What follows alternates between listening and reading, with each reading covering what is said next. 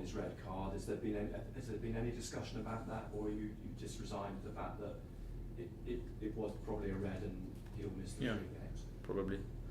So we spoke about the action this morning, and Job was fair and quite clear about the action. And after the foul, he stayed waiting for the decision, but it was clear for him. So it should be 3 games. Yeah. So that presents one problem for you in terms of replacing him, but you've been talking the last couple of weeks about how happy you are with the squad, and should, as it happens, it was a red card for Joe, but we'd be talking about the 3 or 4 players on 4 yellows, that one or other of them is probably going to drop out. You're more than happy with the replacements you've got in that case, losing a player?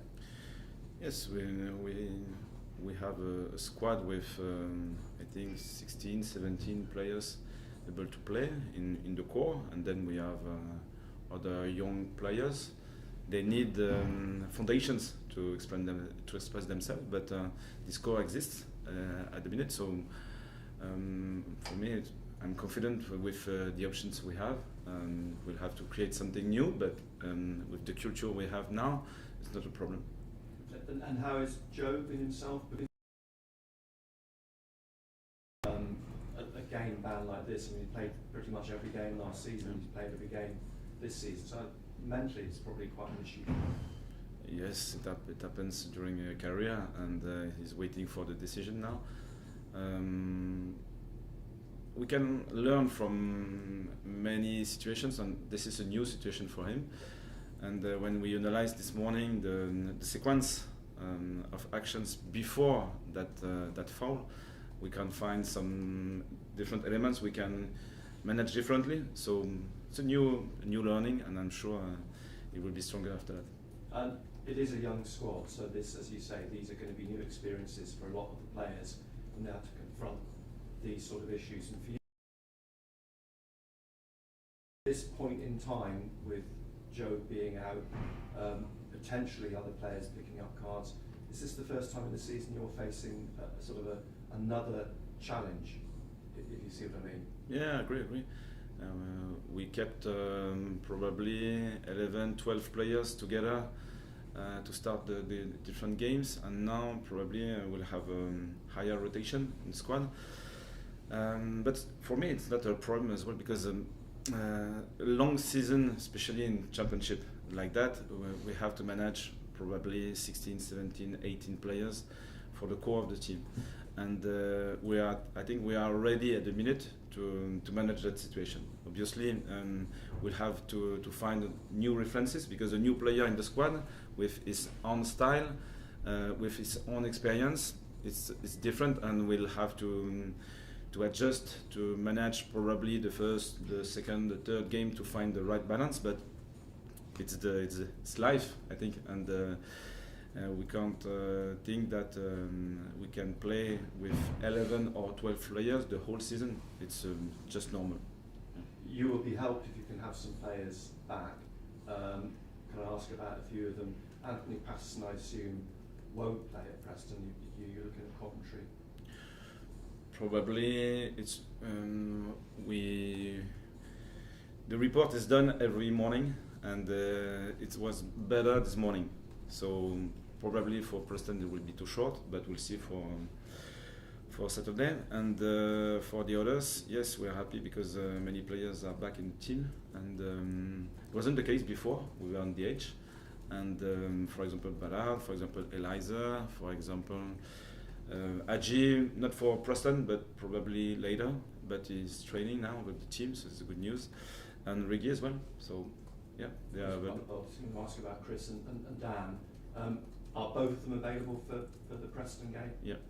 Which is good for you from the sense of having lost Joe. Now, is Dan being back, does it give you a little bit more flexibility in terms of what formation you might play against Preston?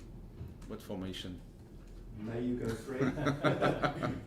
I don't think so. I explained that idea before.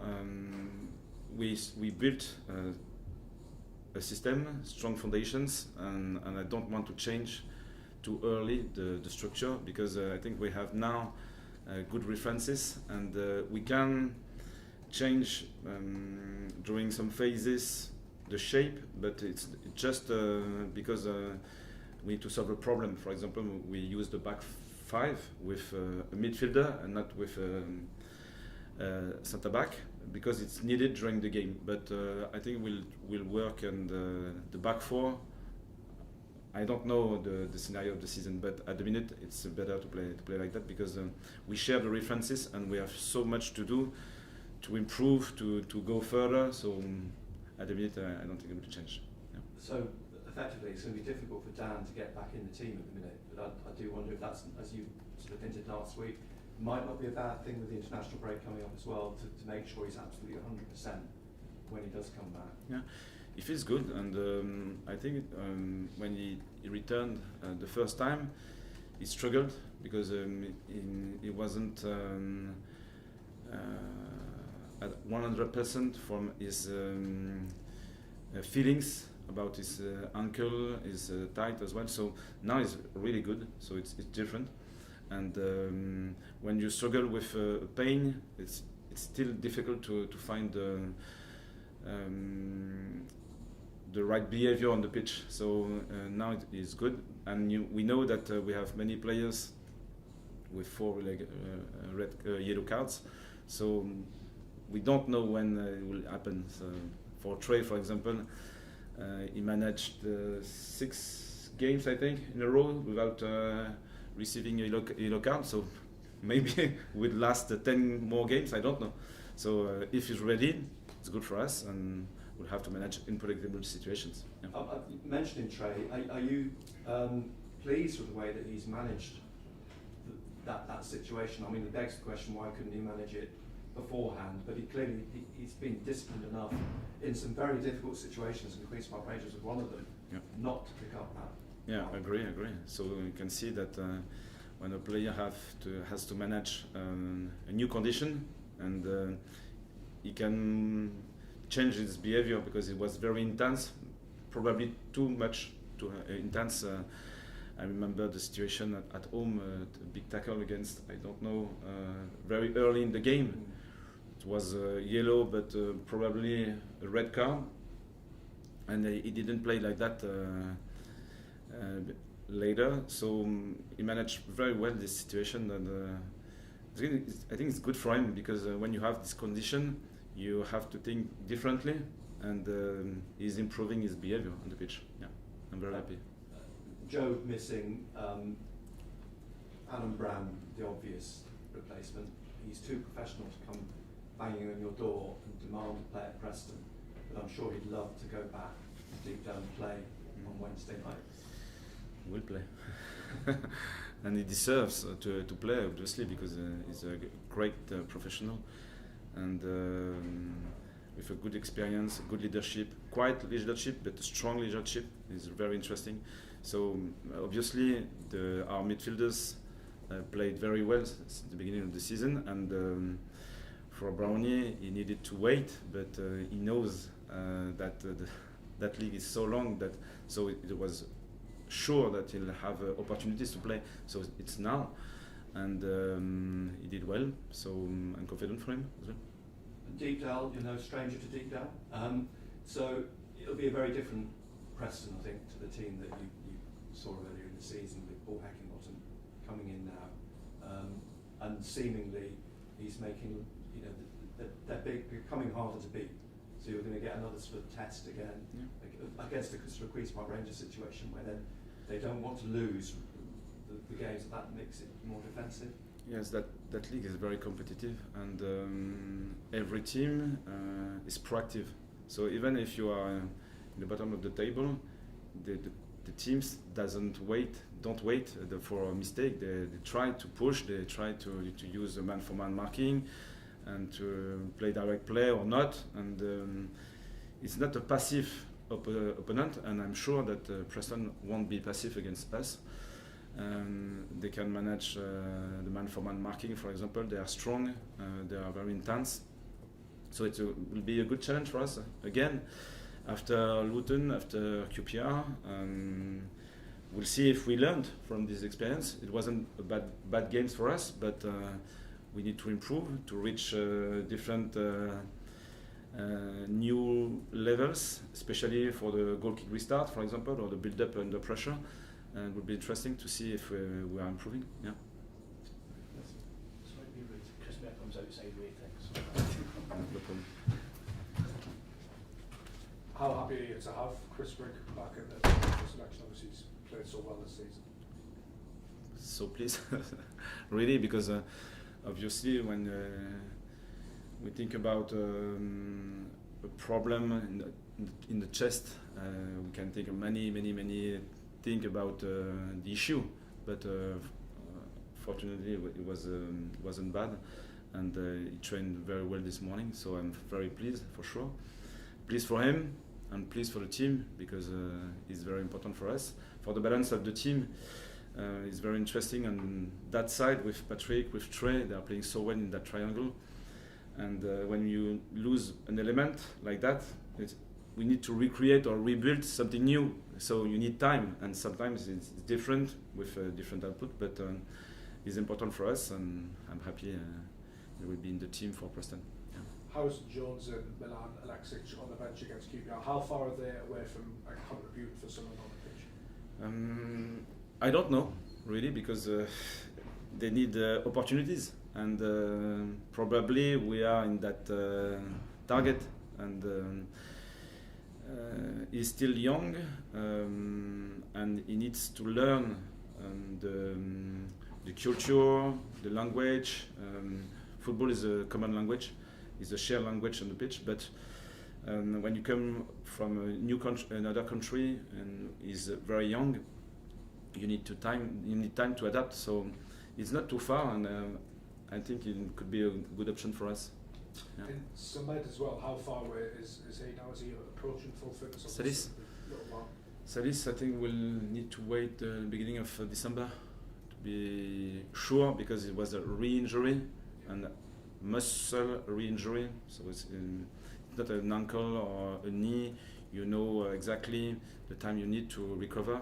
With a muscle injury and re-injury especially, we need time, and we need him for Boxing Day, January, and so on. So many games to play, and I'm looking forward to see him on the pitch, because it will be useful for sure. But we have to wait. Yeah. Definitely. And Patrick Roberts has now joined Rig and Trey Lewis for Yellows. Is that something you sort of consider when you're selecting your team, or is it just sort of deal with that problem when it comes to it? Yes, he's experienced. He did very well, Patrick. I was very happy against QPR, because it was a tough game and he defended so well with the team. So for the team mindset, a player like him, I'm sure that he preferred to have the ball into his feet. But this game was very demanding from that part of the game, and he did so well. So I'm very happy for him, and he will manage the situation. But you know that in football, sometimes you need to make a foul because it's important for the team, and you make this foul and you will wait one game away.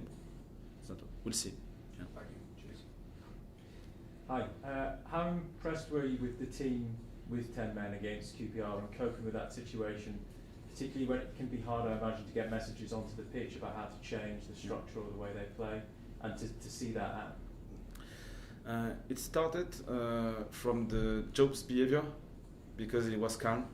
So at that moment, you can create a panic because you struggle with the decision that now we won't be able to manage the situation. So it started from that point, and after Luke and Dan, I don't remember exactly, came close to the bench.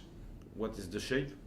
We thought that it was the 4-4-1 to start, and they managed the situation so well with a 4-4-1 with confidence. We defended in a low block for sure, but I think we conceded two chances, one shot and the header in the second post. And probably in that situation we still have an element to develop, because we have the team and players to keep the ball. Instead of just defending, we can defend with the ball, but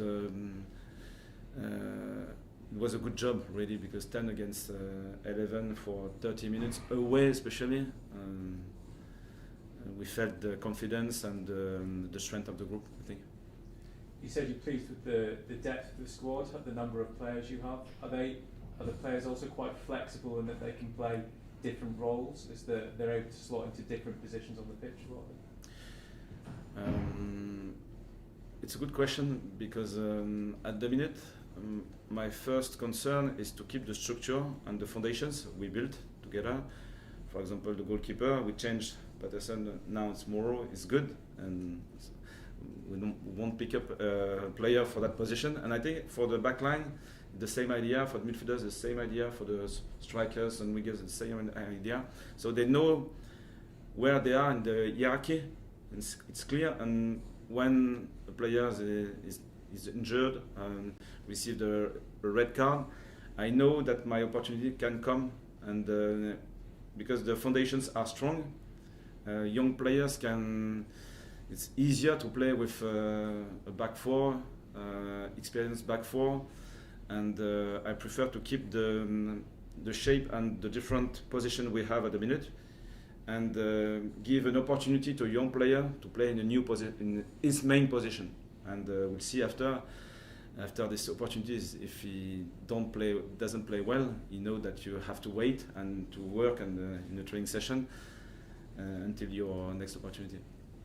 And you could go into the international break still top of the league, you'd hope to. What would it mean to be still top of the league when that comes around? Still a good start to the season, I can say, because still a start. Yes, it's still a start. It will be 15 games. Okay, so 15 games. It's only 1/3, less than 1/3. Winning is important. Improving is important, and at the minute, winning is not easy, really. So you observe, for example, Burnley at Millwall. They lost 1-0. This league is very tough. So when you can win and you have a good dynamic, impose your game when it's possible. So it's important. And I think we are winning 1, 2, or 3 more players in the squad progressively. So it's good for the length of the league. And when I hope we'll have the full team, it will be more powerful, more experienced. And the second part of the league, we'll see. It's very far. Okay, yeah. Thank you. A few more points closer to 92, so that'll be good. Yes, exactly. Yeah. Excellent. Nice. Cheers, guys. Thanks. Thank you so much. Thank you. Yeah.